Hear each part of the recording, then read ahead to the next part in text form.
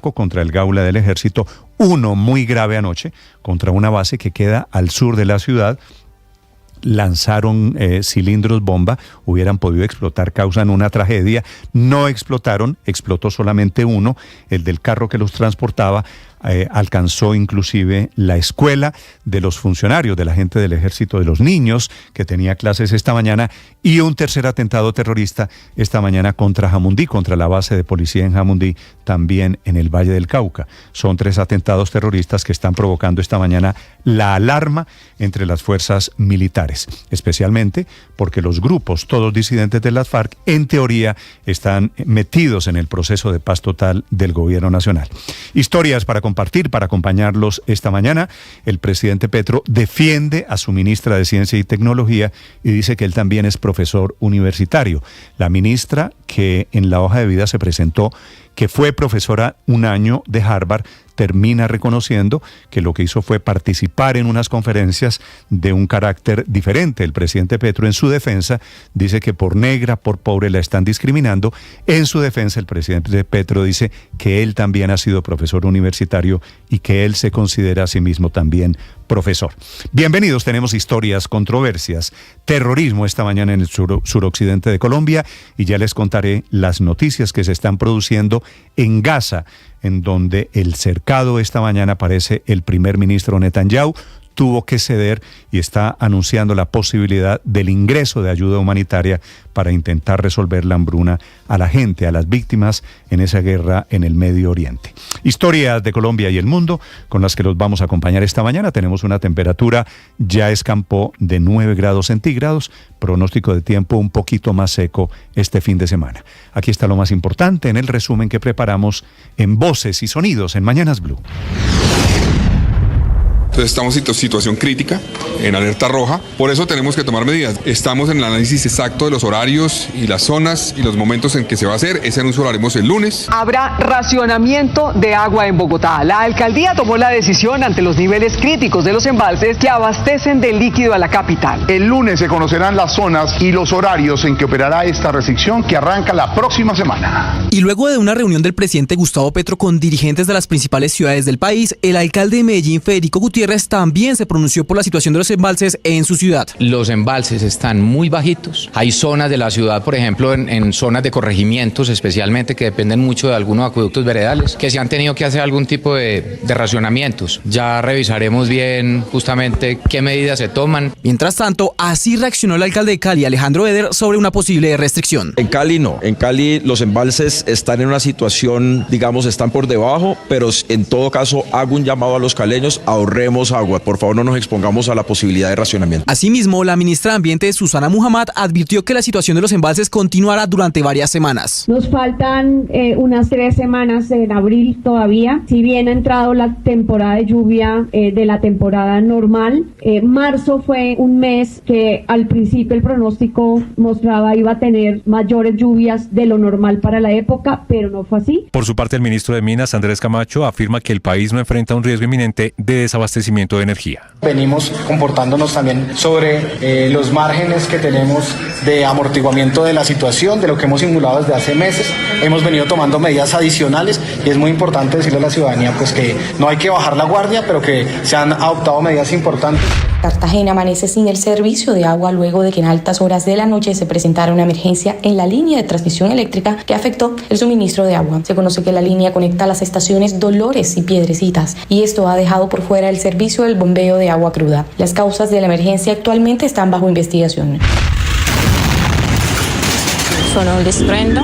Gracias a Dios estamos atrás, no pasó nada malo con nosotros y nuestros animales tampoco están afectados. Pasada las 10:30 de la noche, una fuerte explosión sacudió a los habitantes de barrios como Meléndez, Nápoles, Las Vegas y otros sectores vecinos al cantón militar Pichincha, en el sur de Cali. Desde un camión utilizado como plataforma, terroristas lanzaron varios cilindros cargados con explosivos contra esta instalación militar, donde está ubicada la sede del comando de la Tercera Brigada del Ejército. El general Eric Rodríguez, comandante del Comando Conjunto Occidente. Miembros del grupo armado organizado residual de las FARC, de manera demencial y cobarde. Detonaron un vehículo NPR cargado con un sistema artesanal de lanzamiento de cilindros. Esto iba orientado para afectar las casas fiscales de la institución. Lanzaron un cilindro dentro del colegio donde estudian los niños de los oficiales y los suboficiales que viven en el cantón. El secretario de Seguridad de Cali, Jairo García. Como alcaldía de Cali vamos a ofrecer hasta 20 millones de pesos por información que permita esclarecer los hechos. Sobre las 11 de la noche se registró un ataque contra la sede del Gaula Militar en Tumaco, en el departamento de Nariño. Allí un infante de Marina resultó herido con esquirlas de granada. Lo de Tumaco, según fuentes militares, se trataría de represalias de la segunda Marquetalia por el despliegue operacional y los resultados de los últimos días en esa región, en donde las fuerzas militares abatieron a 9 disidentes y capturaron a 4 más. Y precisamente en ese momento se presentan ataques contra la policía en Robles, en el corregimiento de Jamundí, en el departamento del Valle del Cauca. Durante el lanzamiento del nuevo modelo de servicio de policía territorial, el presidente Gustavo Petro lanzó fuertes comentarios contra algunos uniformados de la institución. Todo policía de barrio sabe dónde queda la olla. Lo que pasa es que la olla compra al policía. Y esto lo sabe no solo el que chifla, sino cualquiera de los que estamos aquí presentes. El alcalde de Medellín, Federico Gutiérrez. No puede haber la más mínima contemplación para ningún corrupto, pero generalizar de que todo policía es corrupto me parece el mayor despropósito, el mayor insulto a los buenos policías que son la mayoría y a sus familias. El alcalde de Bucaramanga, Jaime Andrés Beltrán. Ese es un discurso que divide, no fortalece. Es el presidente del país y el presidente del país tiene que reforzar y tiene que respaldar su fuerza pública. No podemos seguir debilitando la fuerza. A través de su cuenta de X, el presidente Gustavo Petro se despachó duramente contra el Senado luego del archivo de la reforma a la salud. El mandatario afirmó que unos congresistas financiados por extranjeros los derrotaron, refiriéndose a la multinacional Keralty. A lo anterior, el presidente del Senado, Iván Name, afirmó que las declaraciones son inadmisibles, además de ser injuriosas y calumniosas. La Procuraduría avanza en la investigación en contra del Superintendente Nacional de Salud, Luis Carlos Leal. Desde el organismo de control confirman que en la visita no encontraron las pruebas necesarias que sustenten la intervención. El procurador Luis Ramiro Escandón. No hay un expediente administrativo en donde conste toda la información que sustentó las resoluciones de la toma e intervención, tanto de Sanitas como de la nueva EPS, que esta Procuraduría haya podido verificar en tiempo real. Por su parte, el Superintendente de Salud, Luis Carlos Leal, confirma que no fue notificado sobre el motivo principal de la visita. Y es importante aclarar que si bien es cierto, me mostraron el auto del procedimiento que se encontraban realizando, inmediatamente lo pusieron en mis manos, el delegado lo retiró de mi poder, no lo pude leer y jamás firmé un recibido, por lo que personalmente nunca fui notificado de la diligencia que se adelantó el día de hoy. Pues yo he dado clases en universidades y yo me siento profesor. Eso le dicen cátedra. Claro, yo no he sido las nóminas de ninguna universidad. Y entonces no puedo ponerle mi hoja de vida, está prohibido. Porque yo soy de izquierda, porque ella es de piel negra. El presidente Gustavo Petro salió en defensa de la ministra de Ciencia, Yesenia Olaya, tras las denuncias de una congresista que la acusó de acreditar información falsa en su hoja de vida para llegar al cargo. Luego de 2 días de reuniones, la constituyente cafetera le está pidiendo al gobierno nacional que sirva de intermediador ante la Federación Nacional de Cafeteros, específicamente que busque o que impulse una reforma a los estatutos y reglamentos de la Federación Nacional de Cafeteros, pero también del Fondo Nacional del Café. Absalón Arias, miembro de la organización Fuerza Campesina. Porque hoy tenemos una federación de cafeteros, unos directivos con unos sueldos extravagantes, mientras que en la base cafetera de cada caficultor tiene la vivienda destruida, no hay vías, la broca se está comiendo nuestro cultivo. En Bogotá, las autoridades ofrecen 20 millones de pesos por información que permita dar con los encapuchados que vandalizaron una patrulla de la policía frente a la Universidad Nacional. Las fuerzas de defensa israelíes acaban de publicar las conclusiones tras una investigación sobre los ataques a un convoy de ayuda que mataron a 7 trabajadores de la World Central Kitchen, incluidos 3 británicos. Dijeron que el primer ataque fue un caso de error de identidad y el segundo y el tercero fueron errores graves. Israel suspendió entonces a 2 militares de sus filas. Anoche Colombia tuvo representación en torneos internacionales. Roger Martínez anotó en la victoria de Racing, mientras que James Rodríguez y Juan Camilo Portilla estuvieron presentes en el partido entre Sao Paulo y Talleres de Córdoba. Por otra parte, Independiente Medellín debutó en la Copa Sudamericana 2024 con derrota 2-0 ante Always Ready de Bolivia. Estás escuchando Blue Radio. Atención, hay una noticia urgente. Señoras y señores. tendencia a nivel global. Bienvenida, mil gracias por estar con nosotros hoy aquí en Blue Radio. Usted enfermo por el fútbol y los compañeros de seminario en retiros. Rezando rosario y yo...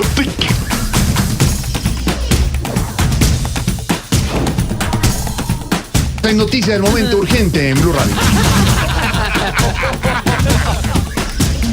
Blue, más que radio.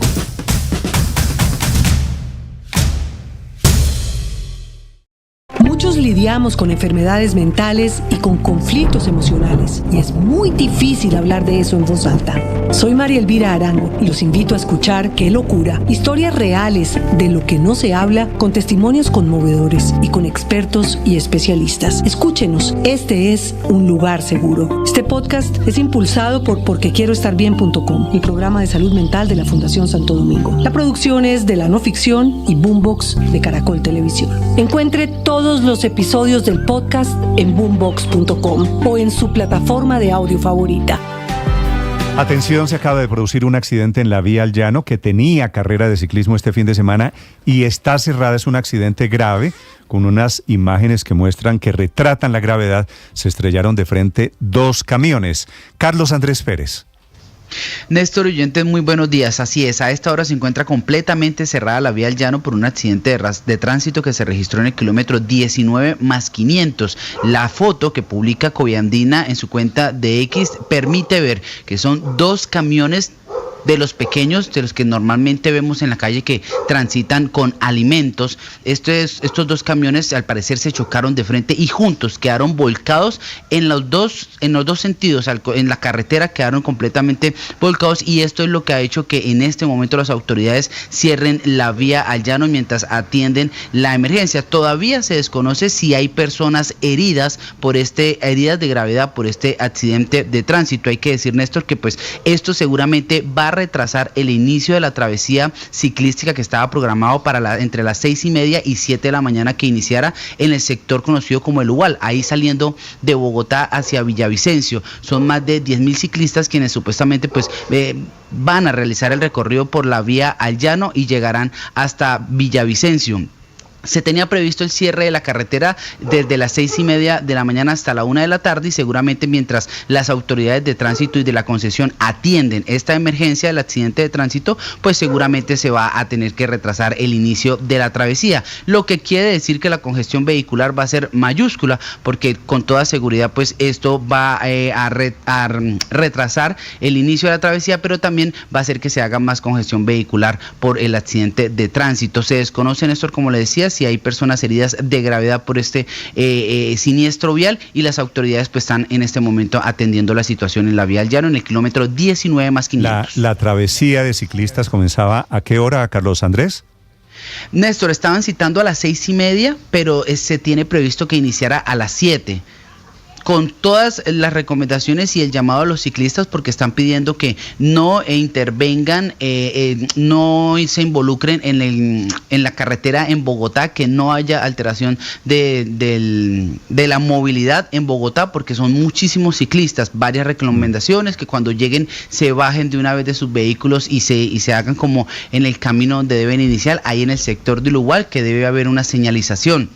Las recomendaciones para los ciclistas son varias, pero seguramente es que alcanzan a reabrir la vía de aquí a la tarde.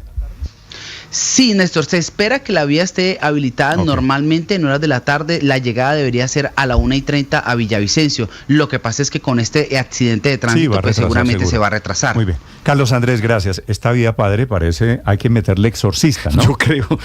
Cuando no son aguaceros, derrumbes, problemas terrorismo, naturales, puentes caídos. No. Lo de la vía al Llano es una barbaridad realmente. Además de todo el trabajo técnico, una ayuda espiritual no sobra. Y exorcista no con cualquier cura, esto toca meterle el Papa. Agua bendita. 6 de la mañana, 20 minutos. Mucha atención. A propósito de terrorismo, esta mañana no hay 3, son 4 ataques terroristas en el corredor suroccidental de Bogotá, en el departamento de Nariño, 1 y otro en el Cauca y 2 en el departamento del Valle del Cauca. Todos de disidentes de las FARC. Hugo Mario Palomar.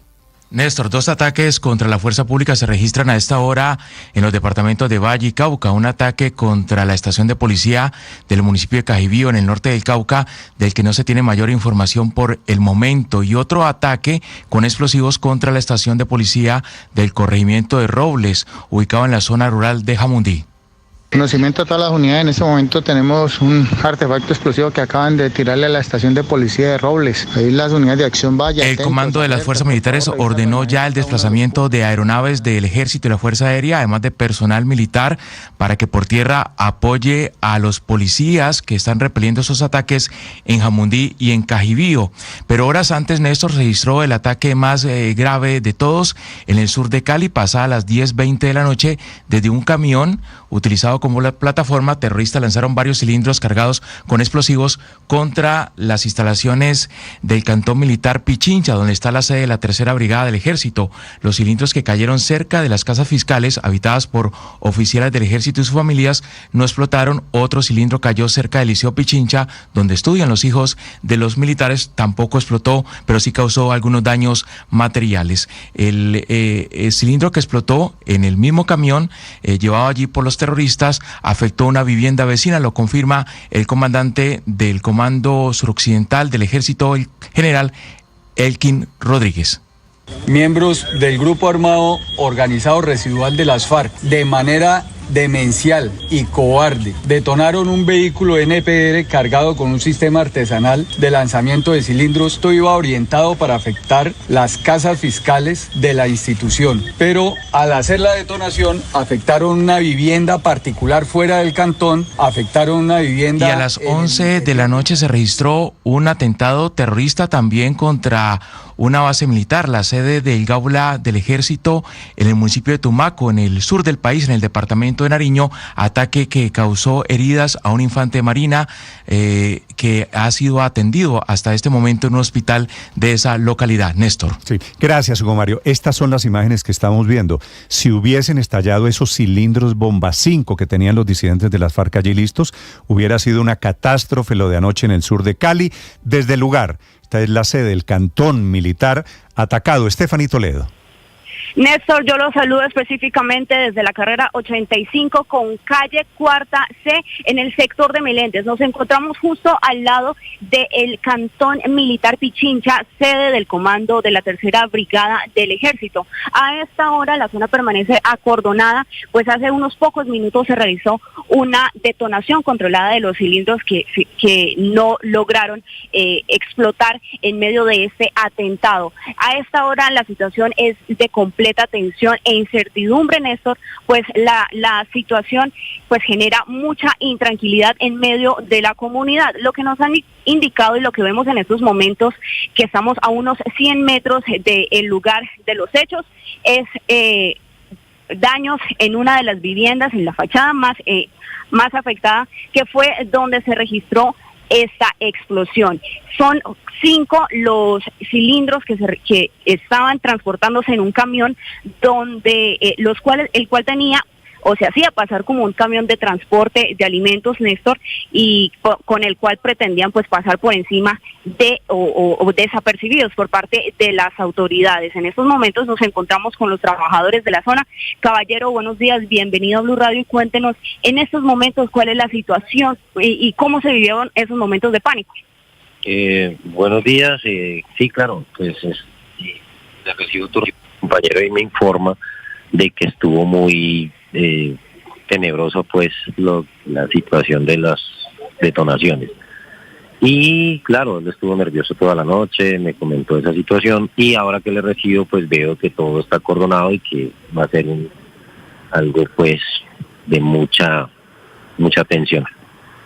Néstor, mire, lo que nos dicen la comunidad es que desde hace unos 16 años no se registraba una situación parecida, por lo cual pues entonces temen que la guerra pues se venga directamente hasta el casco urbano de la capital del Valle. Recordemos, Néstor, que hace unos 2 días había hecho la denuncia por parte de la Personería de Cali, donde estaban advirtiendo o confirmando la presencia de las disidencias de las FARC aquí operando en la capital del Valle, Néstor. Gracias, Stephanie. Y obviamente la intranquilidad no solo allí, en todo el país, porque este es el gran deterioro del orden público. Son las 6 de la mañana, 25 minutos. Muy tarde, casi a las 10 de la noche, terminó el cruce de mensajes de acusaciones mutuas de la Procuraduría contra el superintendente de salud.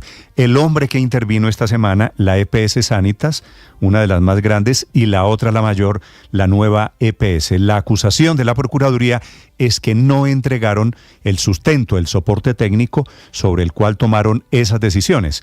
Responde el superintendente diciendo que es que llegaron muy tarde y que a las 5 de la tarde ya no había funcionarios, trabaja un poquito, me da la impresión, ya no había funcionarios que entregaran la documentación.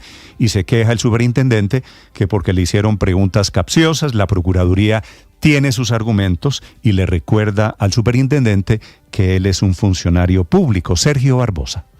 Néstor, buenos días. En la mañana de ayer jueves se conoció que la Procuraduría General de la Nación tomó esta medida debido a las posibles anomalías vinculadas con la toma de control y la intervención administrativa forzosa de Sanitas, así como con la selección de su agente interventor. Después de que Keralty, el representante legal de la entidad, rechazara con firmeza la intervención de la EPS, el Ministerio Público, en relación con la investigación sobre el superintendente de salud, Luis Carlos Leal, pidió a la Supersalud copias detalladas del proceso utilizado para tomar el control de Sanitas, así como del procedimiento que usaron para designar al agente interventor. Tras esta polémica decisión de intervenir forzosamente a Sanitas, el defensor del pueblo, Carlos Camargo, hizo un llamado de extrema urgencia para que los afiliados a la EPS Sanitas se les garantice el derecho a la salud. Escuchemos. Hacemos un llamado urgente para que el equipo interventor diseñe un modelo de gestión que garantice el acceso efectivo a la salud y a la continuidad de los tratamientos de todas las personas afiliadas a esa entidad prestadora de planes de beneficios de salud, priorizando a quienes padecen enfermedades crónicas, graves o huérfanas, asegurando que reciban la atención, diagnósticos y tratamientos necesarios, sin barreras, obstáculos ni interrupciones. En medio del segundo encuentro nacional de defensores y defensoras públicos, intervino la procuradora Margarita Cabello y se refirió a la situación actual de la EPS Sanitas y la nueva EPS luego de que la Superintendencia de Salud las interviniera. Escuchemos lo que dijo la jefe del Ministerio Público. Vigilantes de qué va a pasar con el uso de los bienes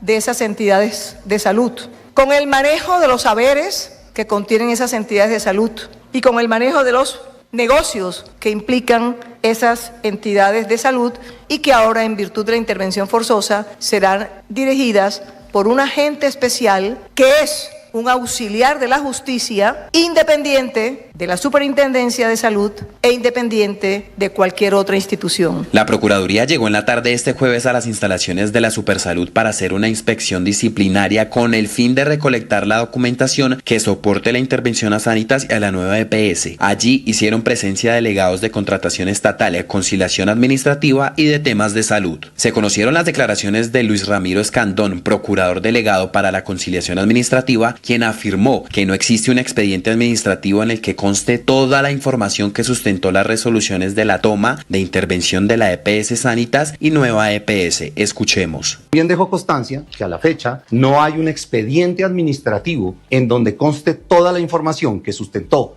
las resoluciones de la toma e intervención tanto de Sanitas como de la nueva EPS, que esta Procuraduría haya podido verificar en tiempo real. Si bien fuimos atendidos y se nos contestaron unas preguntas, no hemos podido a este momento, 7:47 de la noche, de una visita que empezó a las 4:30 de la tarde, verificar que en efecto exista la información que se tomó, se tuvo o se dice se tuvo de soporte para la toma de la decisión. Luis Carlos Leal, superintendente de salud, reaccionó a la visita efectuada por la Procuraduría con el fin de recolectar la documentación necesaria que soporte la intervención forzada a las EPS. Escuchemos. Es de recalcar que en esta visita no ha llegado un delegado, sino al menos 4 delegados de la Procuraduría con todos sus equipos, adelantando una serie de solicitudes de algunos documentos que por horario laboral a esta hora ya no es posible poderles entregar de manera expedita. Además de esto, han generado una serie de preguntas capciosas, todas encaminadas aparentemente solo por la preocupación de la intervención de Sanitas y dejando a un lado y casi que en un segundo plano la intervención de la nueva EPS que duplica en afiliados y en usuarios a esta EPS para garantizar la prestación de servicios de salud. María Camila Orozco es periodista. Está en Mañanas Blue.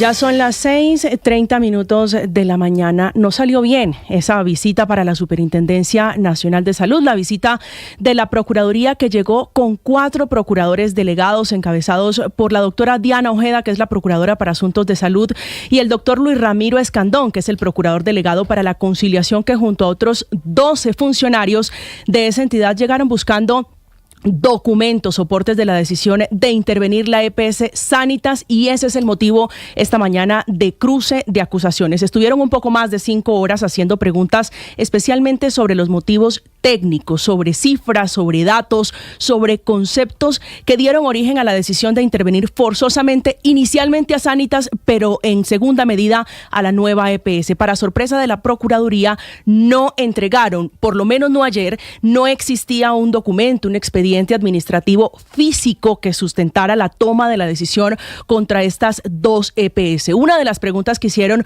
fue algún informe de la Contraloría o informe serio de las PQR sobre la superintendencia de quejas y reclamos de pacientes que llevara a tomar esa decisión. Otro de los motivos de la visita administrativa de la Procuraduría era recoger información y la hoja de vida de Duber Dixon Vargas Rojas, que es el designado interventor para este asunto. Un dato curioso que tiene que ver con la página 5 de las 19 de la resolución, donde se dejó plasmada la orden de intervención de Sanitas, hay un párrafo alusivo a indicadores de la nueva EPS, y el interrogante que intenta resolver la Procuraduría es si se trató de un error o si hubo una especie de copia y pega. Pero la visita no es el único ingrediente que tiene que soportar el recién posesionado superintendente Luis Carlos Leal, que se quejó por el horario. Le llegaron a las 4:30 de la tarde a hacer el procedimiento, y dice él que ese fue el impedimento para responder las preguntas que él acusa de capciosas y para entregar la documentación que pedían. Va a tener que lidiar con una investigación disciplinaria de la Procuraduría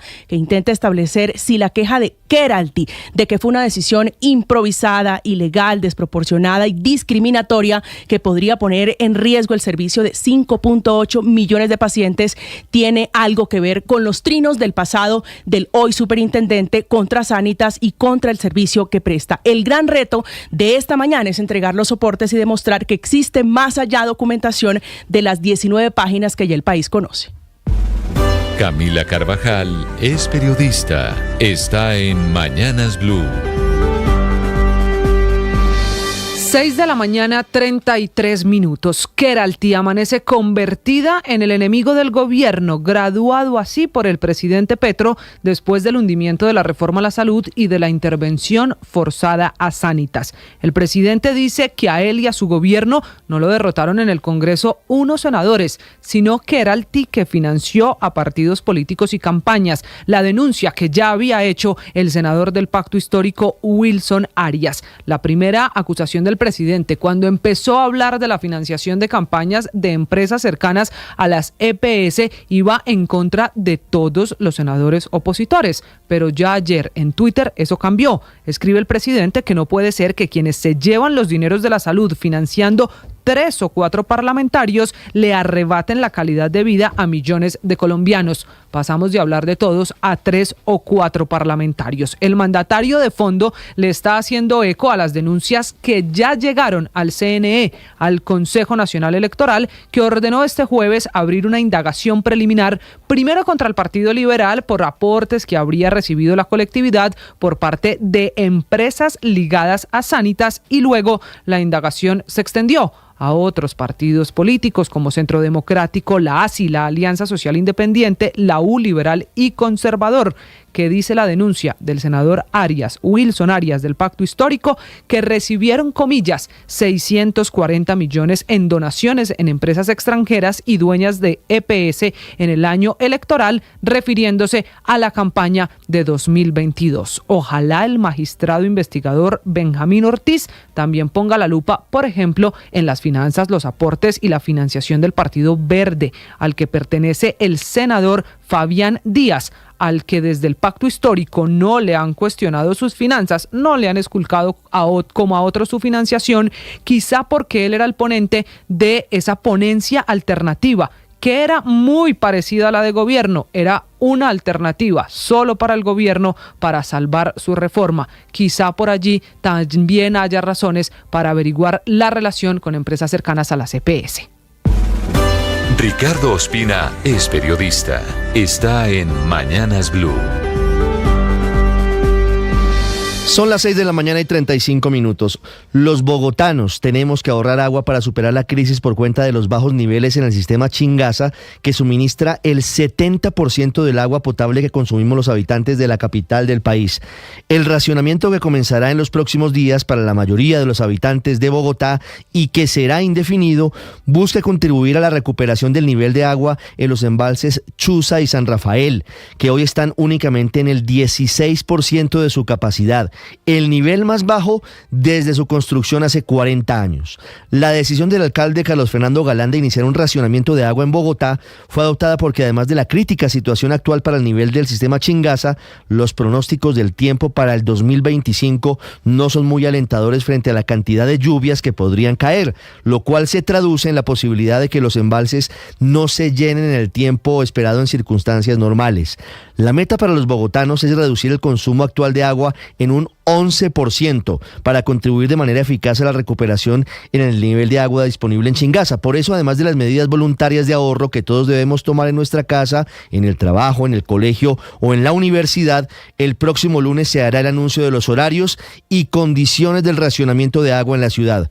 Lo que se sabe hasta ahora es que la única localidad de Bogotá que no afrontará racionamiento es Usme, debido a que sus habitantes se abastecen de la represa de La Regadera, cuyo nivel es hoy cercano al 40%. El resto de la ciudad será dividida en 10 zonas y diariamente se cortará el suministro de agua en una de ellas. Es decir, que mensualmente los bogotanos tendremos 3 días de racionamiento. Todavía no está claro si el corte del agua será durante 24 horas o si habría una jornada de 12 o de 14 horas sin el servicio. Si usted vive en Chía, en Soacha, en Tocancipá, en Gachancipá, en Cajicá, en Funza, en Madrid, en Mosquera o en La Calera, seguramente también se verá afectado por el racionamiento en Bogotá, debido a que esos municipios compran agua en bloque a la capital del país. Hoy en Chingaza queda agua para abastecer a Bogotá únicamente durante 54 días. Está en manos de cada uno de nosotros lograr la meta de ahorro de agua suficiente para superar la actual crisis. Paola Ochoa es periodista. Está en Mañanas Blue. 6 de la mañana, 37 minutos, alertas por el agua, alertas por la luz y ahora también, como para rematar, alertas por el gas.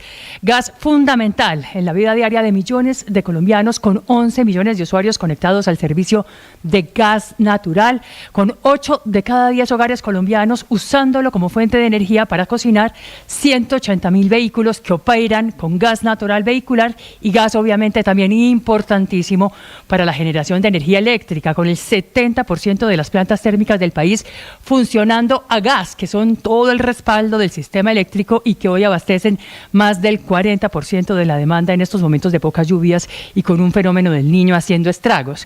Gas que es fundamental para los hogares, las industrias, los carros, la energía y en general para toda la economía del país, pero gas que sin embargo se viene agotando con unas reservas que han caído a la mitad en los últimos 15 años. Ello debido a una reducción de la actividad exploratoria, que según un informe de la Asociación Colombiana de Petróleo y Gas, ACP, disminuyó 38% el año pasado, perforándose solo 42 pozos, de los cuales apenas 15 se estima tenían focos de gas. También debido a los bajos niveles de reposición de reservas. De hecho, de cada 10 pies cúbicos que se consumen en el país, hoy solamente se reponen 3.5, es decir, apenas una tercera parte. Igualmente, debido a una declinación de los grandes campos como Chuchupa, Ballenas, Cusiana o Cupiagua y claro, ante también la escasez de infraestructura. Informe pues de la ACP, de una vez más la Asociación Colombiana de Petróleo y Gas, que da cuenta de esta reducción de las reservas de gas natural en el país del 48.93% en 15 años, pasando de una expectativa de 14 años de reservas en el año 2007 a tan solo 7 años al día de hoy, es decir, el nivel más bajo del que se tengan registros, lo que significa que hacia el año 2028, que está ya a la vuelta de la esquina, Colombia podría comenzar a tener déficit estructural de gas con enormes impactos sobre la vida diaria de millones de hogares colombianos. Estás escuchando Blue Radio.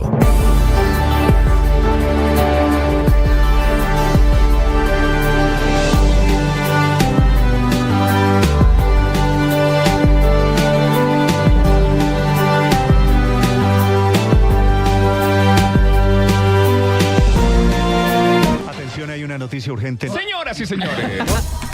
Tendencia a nivel global. Bienvenida, mil gracias por estar con nosotros hoy aquí en Blue Radio. Usted enfermo por el fútbol y los compañeros de seminario en retiros. Rezando rosario y yo.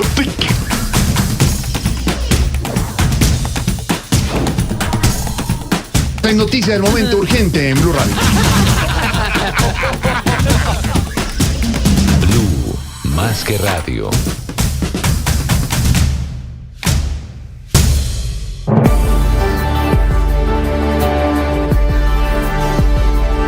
Muchos lidiamos con enfermedades mentales y con conflictos emocionales, y es muy difícil hablar de eso en voz alta. Soy María Elvira Arango y los invito a escuchar Qué locura, historias reales de lo que no se habla, con testimonios conmovedores y con expertos y especialistas. Escúchenos, este es un lugar seguro. Este podcast es impulsado por porquequieroestarbien.com, el programa de salud mental de la Fundación Santo Domingo. La producción es de La No Ficción y Boombox de Caracol Televisión. Encuentre todos los episodios del podcast en boombox.com o en su plataforma de audio favorita. Boombox Podcast. 6 de la mañana, 41 minutos. Mucha atención, una noticia urgente. Compensar, la EPS Compensar, que tiene, Felipe, más de 2 millones, casi 2.300.000 afiliados, está pidiéndole esta mañana que acepte su liquidación. Ellos lo llaman, solicitamos la aprobación para retirar de manera total y voluntaria el programa del Sistema de Seguridad Social. Sí. El comunicado tiene 1, 2, 3, 4, 5, 6, 7, 8 puntos. Básicamente, traducción, Felipe, es que movido por una compleja situación financiera, se quedaron sin oxígeno en esta EPS, se quedaron sin oxígeno y están pidiendo, antes de que los intervengan, pidiendo la liquidación del programa. Así que si usted es y esto afiliado, tiene relación directa, Néstor, con lo que nos explicaba ayer el presidente, precisamente el presidente de Compensar, con la intervención que hicieron sobre la nueva EPS, en donde Compensar era accionista, aparte de su propia EPS, ¿no? Pero esto ya empezó, se ahogaron, Néstor, se ahogó el sistema de salud. Esta es otra pieza de ese del dominó. Del chuchuchu. El chuchuchu, esta pieza se cayó solita. Pero es que era clarísimo, Néstor. Si Sanitas caía, todos los actores del sistema sabían que el sistema simplemente iba a empezar a desplomarse como un castillo de naipes, al menos como lo conocemos, no para decir que no vaya a haber atención, pero como conocemos el sistema, lo que debe va pasar, a cambiar. Lo que debe pasar, Héctor, es esto, dice el comunicado esta mañana de Compensar, que ellos prestaban 70 millones de actividades cada año, Compensar EPS. Esas 70 millones de actividades tiene que asumirlas otra EPS. ¿Cuál es esa EPS? Claro. Se me ocurre a mí, la natural debería ser la más relacionada con el gobierno, EPS, que es la nueva EPS. Que está intervenida. Que está intervenida. O sea, que está en crisis, que es la que afronta los problemas financieros más graves. Quiere decir, si el gobierno manejaba la salud hasta esta mañana de 26 millones de colombianos, va a quedar manejando la salud ahora de 28 millones de colombianos. Y Néstor, ojo que esto incluye 2 millones, faltan, Héctor, de afiliados en el plan básico de salud y 273.000 en el plan complementario. Y son 70 millones de actividades de salud al año que prestaba Compensar, y el comunicado mismo explica, más de 1.700 colaboradores, 3.800 IPS o punto de atención y 7.800 profesionales de salud vinculados a Compensar EPS. Esta es Compensar. Una EPS que funcionaba muy bien, Héctor, ¿no, Néstor? Hago la aclaración. Muy bien funcionaba. Hago la aclaración. Esto es Compensar, la EPS. El resto de servicios, Compensar tiene... caja de compensación. De la que hablamos ayer. Todo lo de la caja de compensación se mantiene. Esta rama que está relacionada con la salud es la que están pidiendo esta mañana. Pero esta EPS funcionaba muy bien y le voy a contar un caso particular. Mi empleada Viviana, que lleva conmigo muchos años, 10 años, su hijo se cayó de un segundo piso hace 2 años, Néstor. Yo la tengo afiliada a ella a Compensar. Sí.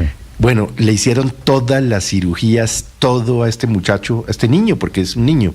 O sea, donde yo ahora que llegue Viviana y le cuente que ya no tiene EPS, o sea, es que es una locura, Néstor. No, es terrible. Es una locura. O sea, ahorita entra Viviana y me toca decirle, Viviana, hay que decirle que se quedó sin EPS. Pero no, todavía, digamos, o sea, hay que moderar pues la hay que esperar a ver si les información. autoriza la liquidación para hay que moderar la información porque la EPS sigue funcionando, ¿no? A ver, Héctor, la EPS esta mañana, la de Viviana, la de 2 millones de colombianos, está entregando su ficha. Están entregando el servicio. Chao. Lo que debería pasar, Felipe, si esto funciona, es decir, que yo creo que todavía funciona, es que alguien asume los servicios que prestaba, compensar para Viviana y para 2 millones de colombianos. Usted dice, Néstor, que podría ser la nueva EPS. ¿Sabe cuál es el problema? Que las EPS intervenidas no pueden recibir nuevos pacientes. Es decir, hoy la nueva EPS no podría recibir pacientes. Pero también podría pasar que el gobierno no aceptara la solicitud de retiro y liquidación, ¿no? Es que este modelo es un modelo muy raro, porque unas entidades que son unas empresas, unas entidades que son privadas, piden autorización, habilitación se llama, para desarrollar una actividad como la de entidad promotora de salud EPS, y después no tienen cómo salirse. O sea, no es como una panadería que usted la abre y la cierra el día que quiera. De acuerdo. Y aquí el problema de las EPS ha sido justamente ese, que no hay cómo salirse, y entonces el gobierno, que pues es el que controla las variables más importantes del sistema, o la variable más importante del sistema, que es la manera como se retribuye el servicio que esas entidades prestan, pues si los asfixia pagando una cosa que es insuficiente, como se lleva ya varios meses o casi años diciendo que eso pasa con la UPC, pues las entidades les toca hacer lo que hace, compensar o quebrarse literalmente, que es que los estados financieros de las entidades se deterioren de tal manera que la superintendencia las intervenga. Hay varias entidades, no voy a mencionar nombres propios, Néstor, para no cometer eventualmente errores, pero en todos esos procesos de liquidación, por ejemplo, de las EPS, hay varias que han sido convenidas con los propios empresarios, con las propias entidades privadas propietarias de la EPS. Yo recuerdo una cooperativa muy importante, que insisto, no va a mencionar su nombre, entregó eso, y la manera como lo entregó no es como lo está entregando Compensar, sino la más estruendosa de que la superintendencia liquide. Néstor, recuerde que Compensar, al igual que Sanitas y Sura, fueron los firmantes de la carta que dio el primer campanazo el año pasado, diciendo que la UPC, o sea, la unidad per cápita, era deficitaria, que no les alcanzaba la plata. Entonces, pues lo que vemos aquí es que ya Sanitas está intervenida. ¿Era en serio? Que Compensar hoy solicita la liquidación. Nos queda Sura, pero eran 3 EPS que funcionaban muy bien, que tenían el respaldo de sus usuarios, además de sus afiliados, que reconocían el trabajo y que valoraban muy bien el trabajo que se hacía en esas 3 EPS. Lo que corresponde, Felipe, en esto es que hoy, esta mañana, supongo muy rápidamente, la superintendencia va a responder esta carta de Compensar. Voy a leer, Felipe, rápidamente 2 párrafos que me parecen la clave. La decisión, la solicitud de liquidación, obedece a la compleja situación financiera que atraviesa el sistema de salud en Colombia, hecho que afectó considerablemente la viabilidad y sostenibilidad del programa Compensar EPS, al punto de no permitirle, oiga esto, garantizar el servicio a sus afiliados en las condiciones de calidad y oportunidad que desde siempre ha caracterizado a Compensar.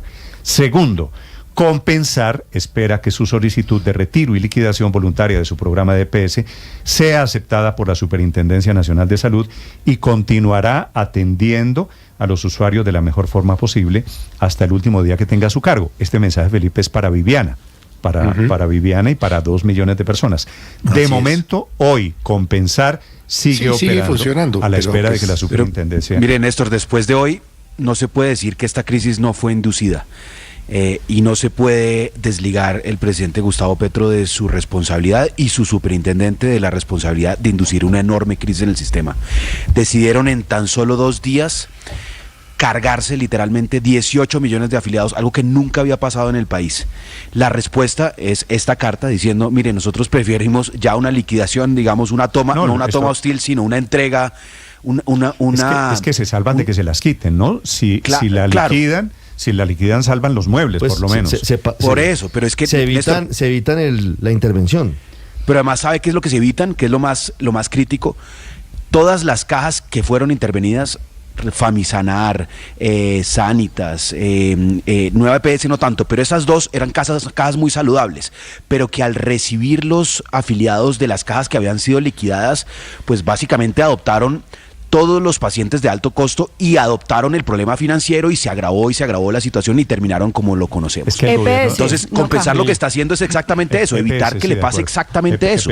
Sí, ahora, los problemas financieros son a costa de la pandemia, a costa de enfermedades de alto costo. En fin, esta es otra pieza, el otra pieza del dominó que cae desafortunadamente. Y espérese, verán las demandas que van a presentar las EPS mal intervenidas, porque no me cabe la menor duda. Van a presentar unas demandas multimillonarias, de alguna manera ya Sanitas lo dejó ver, y eso ¿quién lo va a pagar? No sé, Felipe, ahora, este es el abrebocas, Néstor. Néstor, este es el abrebocas de lo que va a pasar esta mañana en la Corte Constitucional, ¿no? Recuerde que habíamos mencionado que hoy hay una audiencia de seguimiento de la tutela del estado de cosas inconstitucionales en materia de salud, y en la que se discute precisamente el tema del valor de la unidad por capitación, es decir, lo que el Estado le paga o la manera como el Estado remunera a las EPS por atendernos a cada uno de nosotros.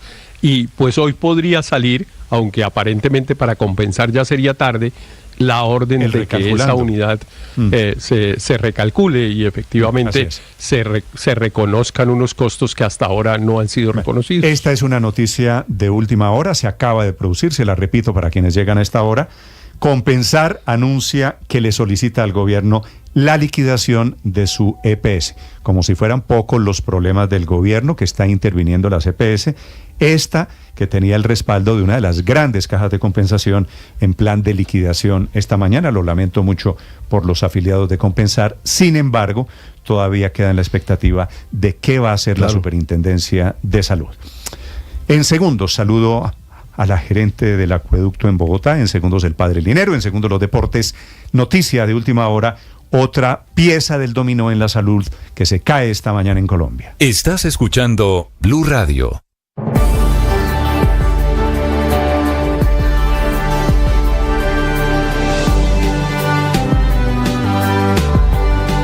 Atención, hay una noticia urgente. Señoras y señores. Tendencia a nivel global. Bienvenida, mil gracias por estar con nosotros hoy aquí en Blue Radio. Usted enfermo por el fútbol y los compañeros de seminario en retiros. Rezando rosario y yo.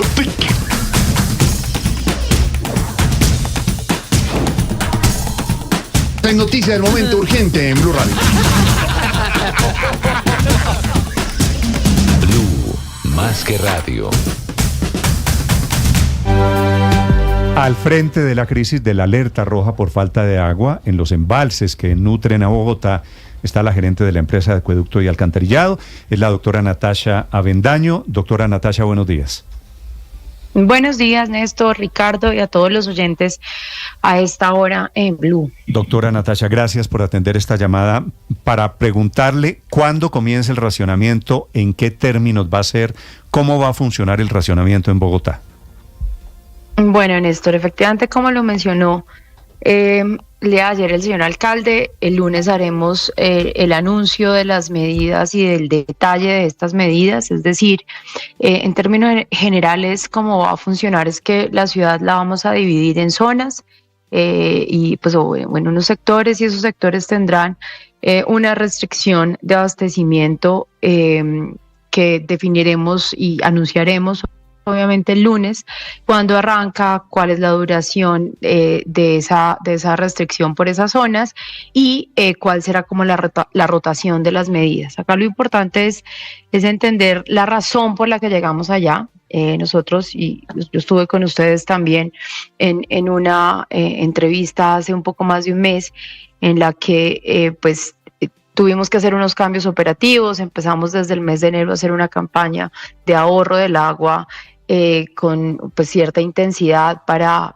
previendo que la hidrología no estaba siendo muy favorable, el fenómeno del Niño estaba generándonos una disminución en el nivel de los embalses importante, y efectivamente el ahorro que logramos con este llamado a la ciudadanía no fue suficiente y las lluvias tampoco.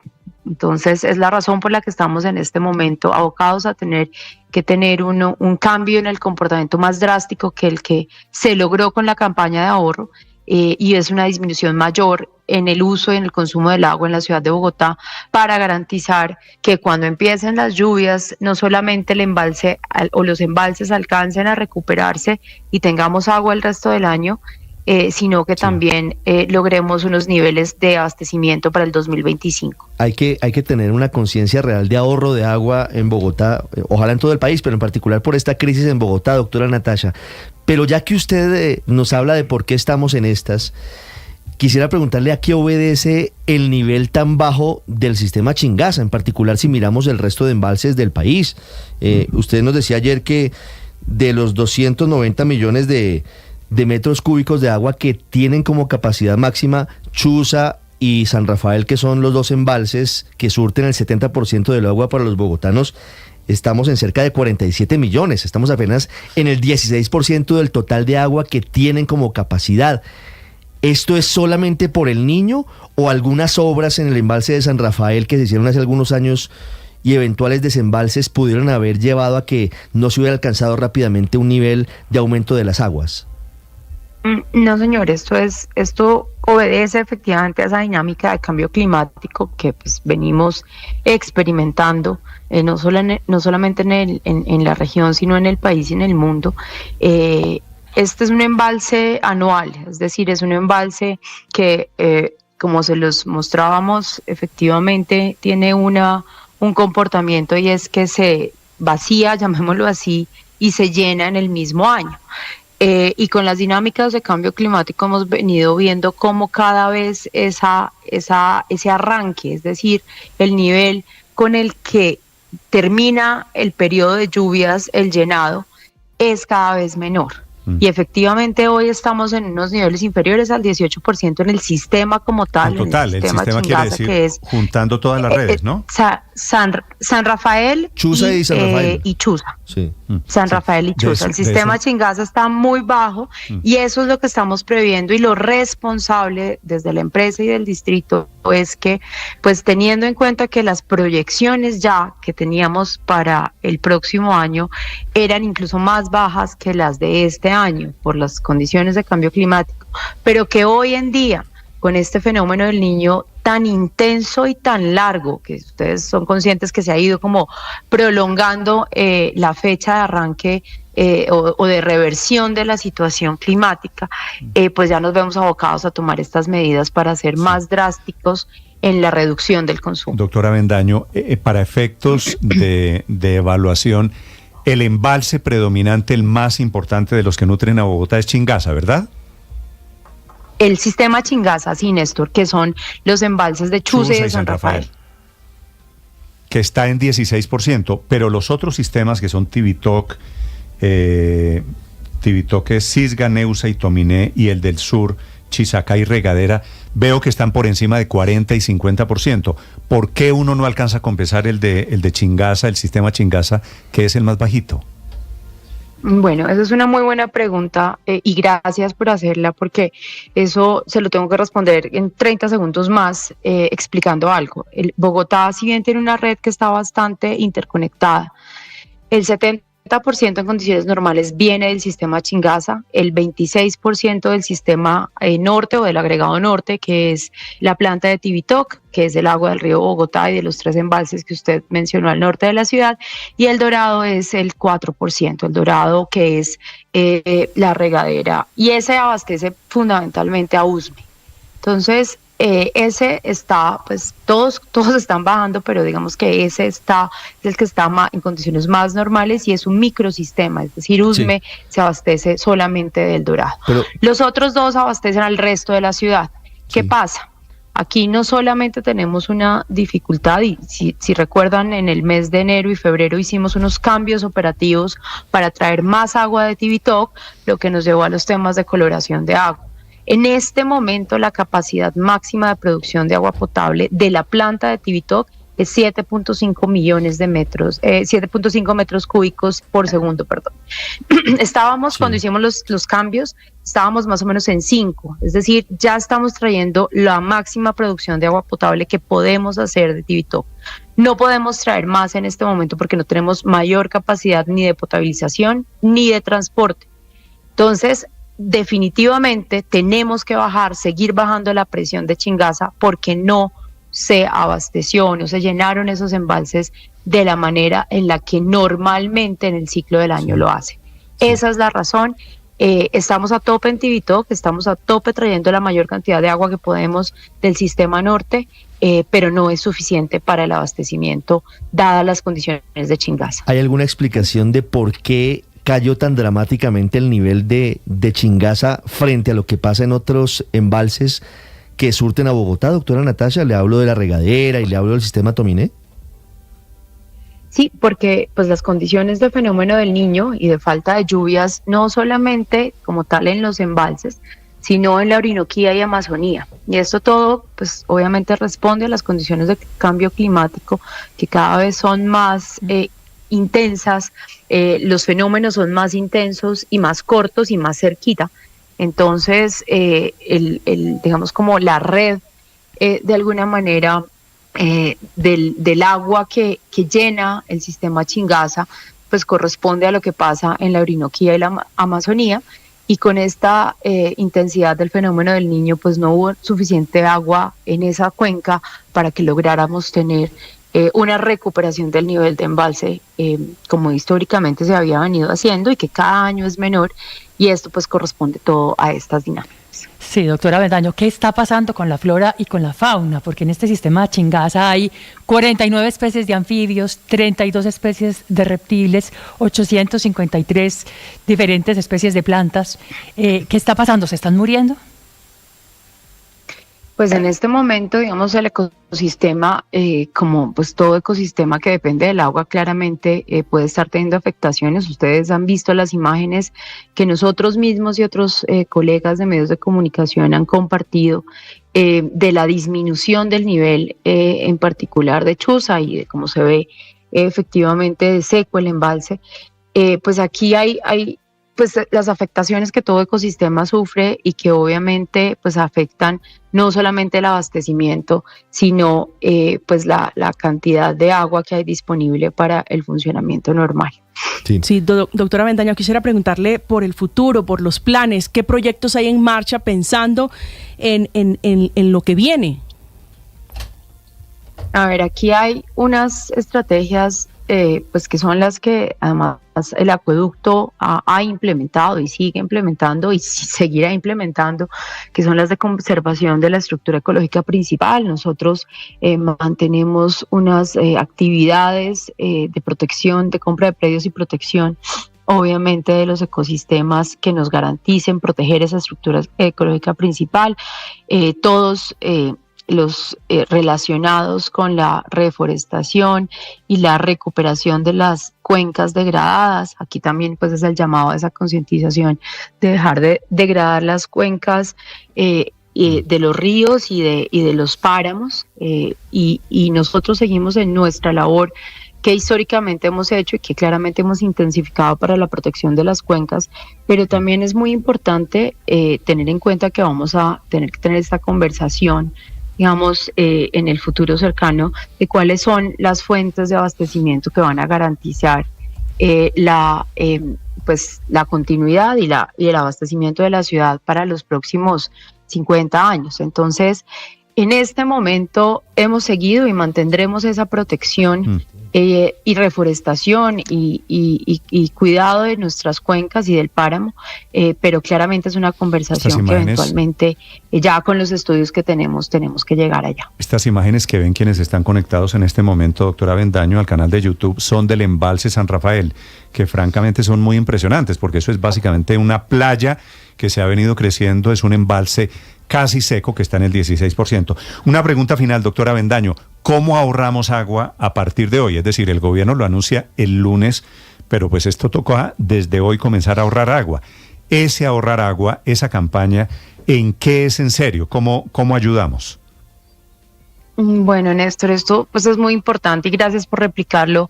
Efectivamente, tenemos que seguir en modo ahorro y esto es como un cambio estructural de comportamiento. En lo que más nos gastamos agua es en el aseo personal, entonces en serio, duchas cortas, cierre la llave cuando se esté cepillando los dientes, no use la lavadora completa, no riegue los jardines, no lave los carros con manguera, no lave las fachadas a chorro. Esto es un llamado a que cada gota cuenta y tenemos que ser conscientes de cada gota de agua que nos gastamos. Buscar el cambio en la cotidianidad a veces es difícil y es incómodo, pero necesitamos ser conscientes de que cada gota que malgastamos o que se va no siendo aprovechada es una gota que nos hace falta para garantizar el abastecimiento. Entonces aquí ponernos todos en modo ahorro, invitación total, completa a las industrias, al sector productivo,